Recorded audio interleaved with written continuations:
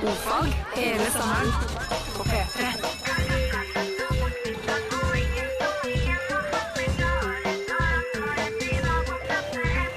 Ofag med Ylvis på P3. Velkommen, godt folk, til NRK P3 og Ofag. Wey! Må få opp energien. Tenk energi. Ja, men jeg begynte liksom det for nå, og så skulle jeg ta det opp, sånn. Okay. Og så kom jeg inn. Ja, men det er fint. Ja. Yes! Ofag altså, programmet for deg med eller uten store utvekster i fjeset. Og Jeg er jo som kjent en energibunt. det er du. Det vil sikkert folk merke mer og mer til utover i sendingen, at når jeg kommer inn, ja, da blir det smell og behalloi. Boller. Det vil vise seg, for enten så blir du en programleder, eller bare en simpel visevert. Det skal vi bestemme nå, ved hjelp av stein, saks, papir-metoden. Jepp. Vinneren blir altså hovedprogramleder, taperen blir en ussel visevert. Og vi kan vel si først at dette med stein, saks, papir har skapt furore i det norske og internasjonale stein, saks, papir-miljøet. Ikke furore, bare en liten debatt. Furore! Ok. Og vi begynte jo med å si to forkast, leverer på tredje. Nei, sier Pål Magnusson via mail. Det er det dummeste jeg har hørt i hele mitt liv. Du skal selvfølgelig ha 3 forkast, leverer på fjerde. Så prøvde vi dette, med hell og uhell. Og så, vet du, får vi mail via Morse på Ofag sine hjemmesider, at nei. Det skal være 2 forkast, og levere på tredje. Ja, han skriver rett og slett beklager at jeg er feilinformert om antall Ja, det er forkast. Pål Magnussen, men det er jo Pål Magnussen igjen som svarer på det.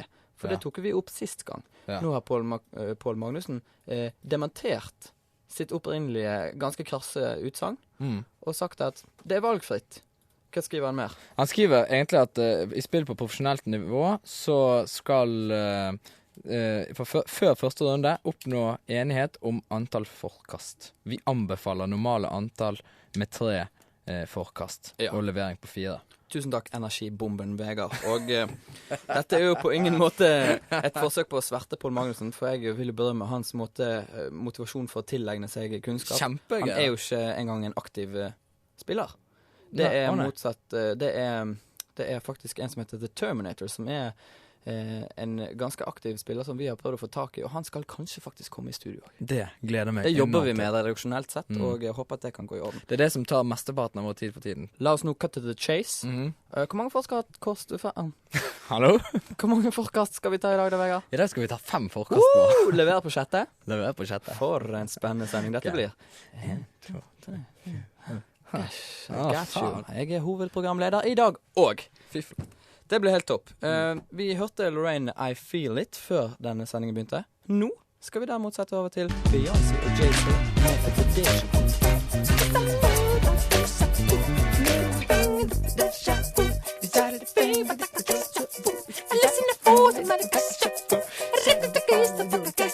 Yes, Risa Bobby Brown. Og du hører på Ofag, og du hørte Beyoncé and Jay-Z, men det er déjà vu. Var det profesjonelt? Ja, det var profesjonelt. Takk skal du ha. Det vi skal gjøre i dag, som blir spennende, som vi gjorde forrige tirsdag, og som da altså holder på å utvikle seg til å bli en ganske fast spalte. En såkalt tirsdagsgreie. Ja, noenlunde fast spalte i alle fall. Og det går ut på at folk kan sende inn forslag på sangtitler, så skal vi prøve å lage dem. Forrige tirsdag så lagde vi noen med hell, noen med uhell. Og sånn er det. Litt give and takes, noen råtne frukter i eplekurven. Det er jo nettopp det som gjør det hele, det med improvisering, så dynamisk og organisk bra. Og ikke minst spennende. Så da er det greien går ut på at hvis du har en sangtittel du gjerne vil ha lagd, så sender du den med kodeord OFAG til 1987, eller du kan sende en e-post ofag@nrk.no. Jippi! Og premien er selvfølgelig en P3-T-skjorte av ypperste kvalitet. I størrelsene medium, small eller large. Vet du noe om dette, eller bare tipper du? Jeg er 80% sikker på de informasjonene jeg kommer til. Det er veldig bra. Så skal vi gi et eksempel, kanskje? Geir, kanskje du kommer med et eksempel på en sånn? Ja visst, som det høres er jeg nok så forkjøla. Ja, gratulerer. Men allikevel på jobb. Det er litt sånn Bergens-syndrom. Ja, velkommen til byen. Det er med det våte, klamme klimaet dere her mellom fjellene. Vi liker Uansett, jeg har en pakke Repsils her, som står rød, soldatt og vitamin C, halstabletter for sår hals. Jeg tenkte kanskje det kunne være Hele den. Det var vanskelig å huske. Kanskje det er rød solhatt og vitamin C. Jeg kan holde opp pakken, Ok. så dere ser teksten. Vi kan gi oss på rød solhatt og vitamin C, da. Ok.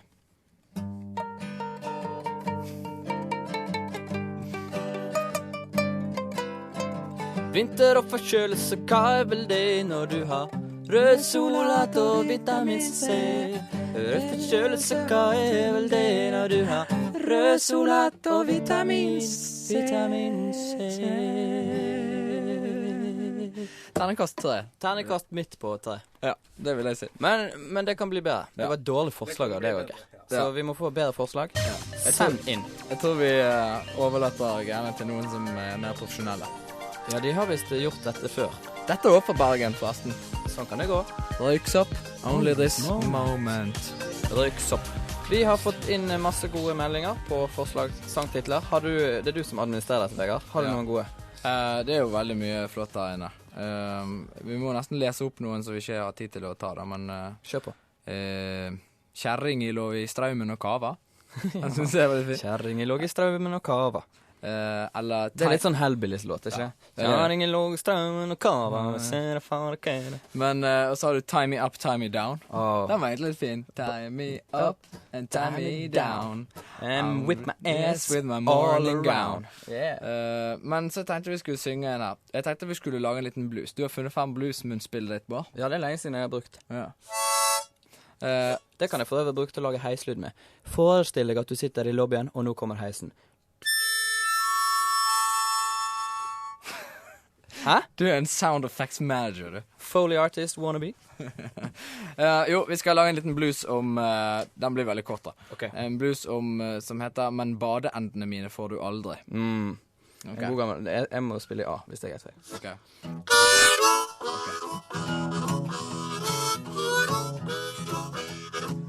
Du kan få mine kabelender, du kan få mine badestrender, men du kan aldri, aldri, aldri få mine badeender. Få mine badeender. Tusen takk. Det var veldig fint munnspill. Jeg syns munnspillet var det beste av alt. Ja, jeg tror det. Flere forslag, da. Det er jo bare å sende inn til ordfag. Kodeordfag til 1987, eller ordfag.nrk.no. Har vi noe andre gode? Nei, vi sparer dem. Ja, vi sparer det. Vi kjører en låt, og så kommer vi tilbake med flere sanger. Spill på. Vegard, Yes. vi tar selvkritikk på at det ikke var så lurt å spille blues, da. Ja, Det nei, ble jo det- veldig sånn her sløvt. Blues er jo det er generelt en- sett litt trist. Ja, det er en grunn til at Hoviks hangar går sent om kvelden. Ja, Så der fikk vi den. der fikk vi Men det. nå skal vi ta noe som er litt mer up-tempo. Ja, vi har fått et forslag her om å spille Min lille snurrebass på melodien av Lille Pussekatt. OK? Det tror jeg vi skal prøve på. Ja, greit. Ok. 2, 3, 4. Lille snurrebass, hvor har du vært? Jeg har vært hos mammaen min. Lille snurrebass, hvor fikk du der? Ja, det blir helt fort helt feil. Ja. Dette er jo et underholdningsprogram for både farmor og lille Geir på 3. Mm. Så det er i det hele tatt veldig mye sånne Veldig mye sånn Så flott, altså. Folk er syke i sinnet. The Sex og Ja, men det er sex. Ja. Det er helt topp. Vi har en her som Nei, vi skal gå videre, vi nå, rett og slett. Vi skal rett og slett ha vår faste spalte Nyhende. Hei og årsak til nyhendnad. Mitt navn er Brynjar Kvam. Innhendnad.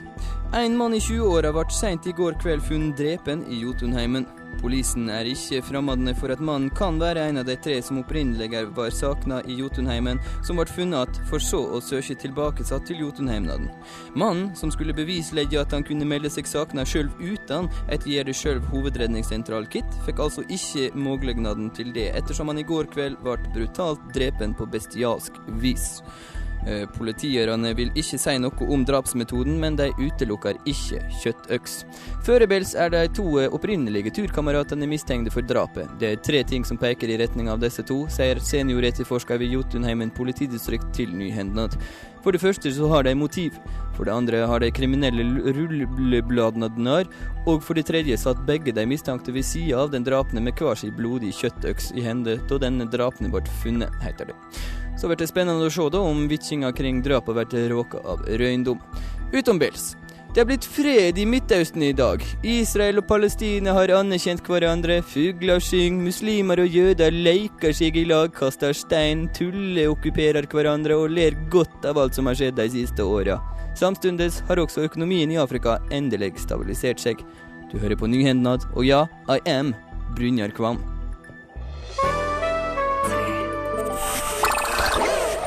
Ofag på P3. Og vi er her på O-fag og holder på å lage sanger.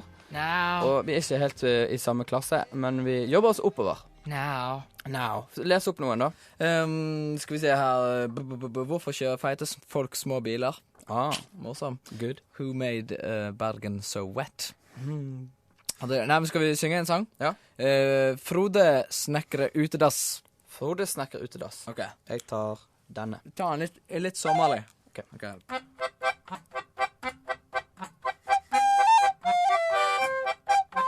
Frode, han sitter på Hunsei plass. Han har bæsjet på ringen bare på trass. Og nå får han straffen sin til pass. Frode må snekre utedass. Ja, han Frode må snekre utedass. Ja, Frode må snekre utedass. Ja, ok. Tusen takk. Ja, kjempe. En til.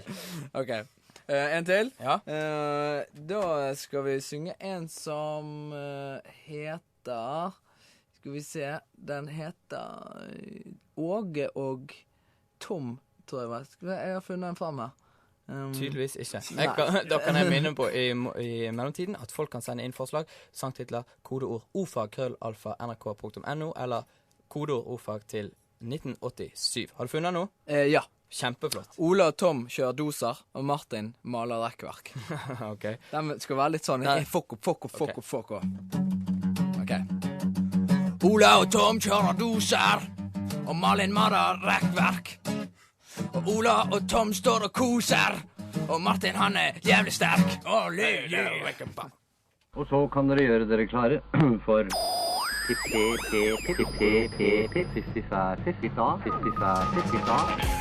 Jeg heter Bjørn Western.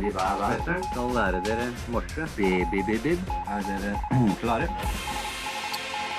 Ja, nå er Bjørn med oss igjen. Vi skal ha morse, og vi begynner å få inn veldig mye meldinger på morse via vårt morseinterface på internett. Selvfølgelig får det bli det. Der kan forresten folk gå inn på nrk.no/ofag. Veldig kjekt lite sted der du kan sende morsemeldinger til oss, til andre, til venner, til kjente, til familie. Kjapt om kurset generelt, Vegard. Ja. Hva er det vi gjør på i morsetimene? Vi lærer morse via Bjørn Western sitt fantastiske onomatopoetiske system. Rett og slett et lydmalende system. Og han har etablert en veldig flott system for dette her. Og vi kan repetere litt av de tidligere bokstavene våre. Litt randomly. Ja, hvis jeg sier for eksempel C. Seti. Seti. Se her, produsent Geir Barstein er på hugget. Han er på hugget. Bib. Bib. Helt perfekt. Vi har A-en. Den hadde han ikke. Ja, men den er i hvert fall titta. Jo, han ligger der. Titta. Der, nummer 14. Titta. Yes. Ja. Vi begynner snart. God stemning her, altså. Hvilken bokstav vi har kommet frem til i dag, det vet kanskje de som hørte på sist gang, for den siste bokstaven vi hadde var den flotte Fifi-fæ-fiff. Nydelig. Fifi-fæ-fiff. Hør på han synge. Fifi-fæ-fiff. I dag skal vi altså ta G-en for oss, men først skal vi høre på litt musikk. Når det går bra, så er det klare og lyse og fine i øynene, men går det dårlig, så er det helt grått og trist. Bingo Bango med Basement Jacks. Og så kan dere gjøre dere klare for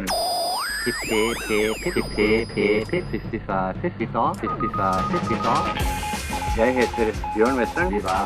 Skal lære dere morse. Bib. Er dere klare? Bård? Er dere klare? Klare. Din eneste oppgave i morsesekvensen er å finne litt fakta om bokstaven G, og i dag har du gjort det selv. I dag har jeg funnet fakta om bokstaven G, og det er en bokstav som vi alle kjenner til. Det er den 7. bokstaven i det latinske alfabetet. På natofonetisk så uttales bokstaven golf. Og da kan man jo trekke parallell til både bilen eller det skotske spillet golf, som hadde sitt første utslag 1672. Eller Mexico-golfen. Den som har laget bokstaven, ja, for det er faktisk sånn at det er ett menneske som blir kreditert for bokstaven G. Det er en mann ved navn Spurius Carvilius Ruga, og han ble født 230 år før Kristus. Han var en slave, men ble senere frigjort, og da gikk han rundt og spankulerte på gaten, og så ble han litt irritert på romerne som brukte både bokstaven C for K og G-lyden. Noe så tullete. Og da satte han foten ned, så sa han, nei, folkens, dette går ikke. Jeg finner opp en bokstav G, og folk blir elleville. Ja. Den er maken til spissfindig liten skrue. Så han fikk altså credden for den. Det som er litt spennende også med Spurius Carvilius Ruga, er at hvis du slår opp telefonkatalogen på den tiden, de hadde jo ikke det da, men hvis de hadde en telefonkatalog, så hadde det sikkert stått SC Ruga, og hvis du snur det baklengs, så blir det agurks. Tenk litt på det, Vegard. Var han kjent for noe annet? Han var kjent for at han var den første mann som noensinne skilte seg fra en kone. Da ser jeg for meg at når han lå på dødsleiet, så var han ganske fornøyd. Ja. Jeg er skilt, jeg fant opp G-en. Snakkes. Ja, maken. Og hvis du sender rett og slett en liten... Først kan vi ta tegnspråket. Tegnspråk-G-en, det er jo en enkel pekefinger, som hvis du sier til en dverg, «Hei du, din dverg!» Eller noe annet da. Men så peker du på vedkommende. Der har du en G. Bokstaven G. Og hvis du sender en pakke til Canada med G i postkoden, ja, da blir du sendt til østerdelen av Quebec. Og hvis du skal til Quebec, for øvrig, så er den billigste turen til Quebec fra Oslo Lufthavn Gardermoen, den ligger på 4.155 kroner. Det er Lufthansa som tar den turen, og da må du imidlertid mellomlande i Frankfurt. En liten tilleggsopplysning om Frankfurt. En norsk Frankfurterpølse, den veier mellom ca. 90 og 100 gram. Det er nok kjøtt for meg, det er en lunsj. Ja, vi var kommet til en G. Den sier G-G-Gig. G-G-Gig. Dere må passe på at dere ikke konstruerer deres egen lydskrift, for da går det hele bare i vasken. I vasken, sier du, Bjørn. Og det har jo vi opplevd at folk gjør. De kommer bort til oss på gaten og sier, hei, du, den er sefi. Altså, det blir helt feil. Full skjerping, sier vi. Og det vi. finnes jo veldig mange andre huskeregler for morsesystemer. Ja, jeg kan ta et eksempel, og det er jo et lite frampek, kan du si, men det er lenge til. Kuen kommer. Ja. Ku, ja. Sier vi. Men det kan veldig ofte ligne på ty. Sant? Det er mange som forveksler de to, og da bruker vi å si, eller vi sier ikke, men de sa i gamle dager, ku, som i bokstaven queen, sant? Ja. God save the queen. God save the queen. Ku. Men det hadde Bjørn Wester blitt forbanna hvis han hadde hørt. Ja. Eller? Det viktigste er jo resultatet per. Ja. Men i utgangspunktet, bruk onomatopoetisk metode, få den inn, sant, som Bjørn Western selv sier, la lyden komme inn og ut i fingrene av seg selv. Vi skal repetere bokstaven i dag litt grann. G-G-Gig. G-G-Gig. G-G-Gig. G-G-Gig. G-G-Gig. Det er jo ikke vits å gjøre det vanskeligere enn det. Nei, enkelt og greit. En gang til. G-G-Gig. Og Bjørn Western, i løpet av den perioden som han har drevet på med denne treningen sin, så har han jo fått veldig mye forskjellige historier opp gjennom tidene, og vi skal høre Bjørn fortelle en av disse historiene sine. Jeg kan fortelle en historie. Jeg hadde en kar som satt på trykken om morgenen og leste på plakatene. Plutselig ble det helt stille der på trykken, og årsaken var at han kom til å si disse lydtegnene høyt. Resten av passasjerene, de trodde de hadde en kar med som ikke var helt riktig vel bevart oppi her. Slutter vi alle sanger med å stå og synge? Det er bare fordi vi synger jo selvfølgelig når vi hører på sangen. Selvfølgelig. Jaffa Coplay. Og fordi i dag er det jo musikk som står i fokus her på O-fag-programmet. Har du fått noe mer gull? Ja, jeg har fått mye gull. Jeg tenkte vi kunne ta en her som er veldig kort og konsist. Det er rett og slett Ole Astronaut. Ja, Ole Astronaut. Ta den i samme Coldplay. Ja. Ok. Skal jeg synge? Syng du. Ola, han er et naut, men ikke et hvilket som helst naut. Ja, Ola, han er et naut, og syns det er flaut å være en astronaut. Oh yeah. Litt morsomt det der med astronauter, som vi for så vidt var inne på litt automatisk i den sangen. Ja. At på norsk betyr det ordet rett og slett stjerneku. Astronaut. En naut en ku? Ja, naut er fe. Gud, det visste jeg ikke. Oi, nå må jeg ta over, du. Men fordi at vi har vært på kontoret vårt veldig opphengt i astronomi i det siste, da. Fordi at det har jo vært Space Shuttle Up-shootings, Discovery har vært på vei ut i rommet. Og han som skal være med, europeeren, han skal jo være på denne International Space Station, ISS, som for øvrig også er et renholdsfirma. Er det sammenheng? Drit i det. Men han skal jo være der oppe i 6 måneder. Ja. Inni et bitte lite rom. Jeg og Geir syns jo det er utrolig forlokkende, akkurat den greia der. Jeg kan ikke tenke meg noe jævligere. Nei, for du har klaustrofobi. Jeg har jo klaustrofobi. Ja. Og tenk på alle de tingene der oppe som blir enormt spesielt. For eksempel, hvis han i løpet av 6 måneder, så har han kanskje lyst til å onanere, eller på plekket ronke. Og tenk til det da, i vektløs tilstand, min gode mann. Fordi at sæd ut fra tissen i en sånn stund har jo en hastighet på, jeg tror det er 100 km/t eller et eller annet. Ja. Livsfarlig. Når det der flyr rundt oppi der. Nå må du slutte deg bak i, Jonny. Kabang! Jævla klips det blir her fremme. Og det er vel... Hva er det da? Flyr det rett frem? Det gjør jo det. Du må gjøre det hvis du ikke setter en stopper for det. Ja, og hvem skal gjøre det? Ja, nei, jeg jobber oppe på ISS. Jeg er sædstopper, og tar den jobben seriøst. Jeg føler at vi burde ha ringt til en eller annen, men jeg føler også at det er ingen astronauter som noen gang kommer til å få lyst til å snakke med dette. Jo, det tror jeg. Vi skal stifte Ødegård opp til veggen, og ikke sette ned for han svart på hva sæden gjør i rommet. Apropos romfarten, så var jeg inne på internett en dag, og nå fant jeg en side som heter lunarambassy.com. Ja. Rett og slett, der kan du kjøpe land på månen. Det er jo Du kan kjøpe en tomt, og det blir dyrere hvis du har god utsikt. Men hvem kjøper du tomten av? Nei, det er det da, sant? Fordi jeg tror ikke egentlig de har så veldig mulighet til å drive og selge ting der oppe, men det er jo morsomt uansett. Så noen som bare på kødd driver og selger det, Ja, og så kommer de opp der når vi endelig om 5 år har kommet på morgenen, så jeg eier dette her. Du, idiot. Må du shut up. Nei, men du, vi skal bare høre litt musikk som har litt med det vi har snakket om å gjøre, for vi har snakket om sæd, det er barnslig. Her kommer Etterpå skal vi kåre en vinner. Equisace and Mr. Philip. Vi skal kåre en vinner, Bård. Ja, det blir Eller, jeg har allerede kåret en vinner. Aha. Uten navn eller nummer har vi jo, så det får vi finne ut senere. Mr. Anonym, Mrs. Anonym, whoever you are. Titelen på sangen er nemlig Bård, har du funnet han? Okay. Og da tenkte jeg, vi fortsatte litt grann i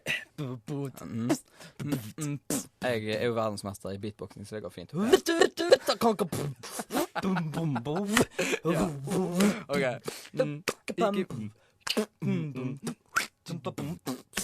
Ok. Bård, en vespa. Jeg har funnet Nei. Bård, takk. Bård, pannfløyten min. Jeg har funnet den her. Bård, Geir Barstein, produsent. Jeg har funnet den. Han er der. Hallo. Bård, en CD-stativ. Her. Det er tomt for CD-er, men det er et CD-stativ. Bård, livsstilen din. Livsstilen min er akkurat her. Jeg har funnet den. Bård, se på min livsstil. Wow, maken til livsstil. Jeg har funnet den. Jeg har funnet den. Rykke, bant. Bård har funnet den. Bård har funnet den. Og hør på dette. Kan ikke du spille på gitar? Kom igjen.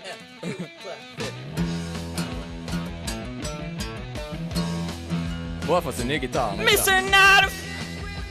Paranoid med Black Sabbath, som jeg nettopp så live i Bergen. Det var en fantastisk opplevelse. Du var backstage, Ja, du? jeg jobbet på scenen. Det var dødsgøy. Kveld Now, kabler. Tony Yomi, you want me to rig up your guitar? Well, it's okay, fine. No problem, No man. problem, man.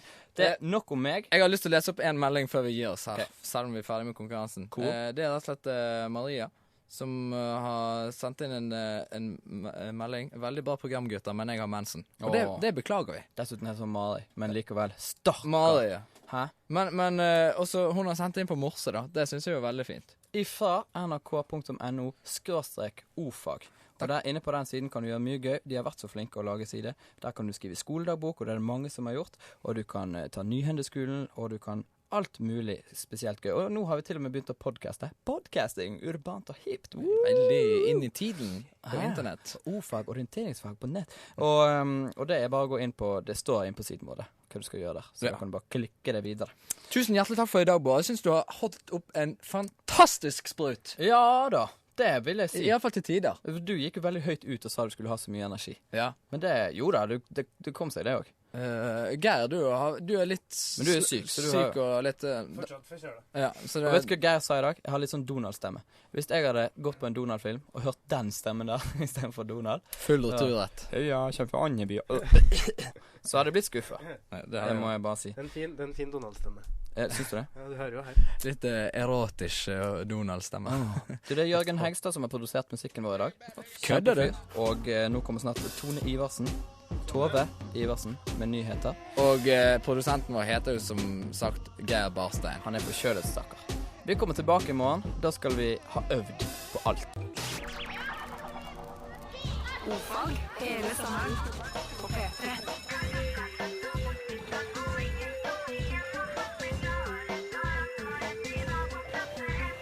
Ordfag med Ylvis på P3.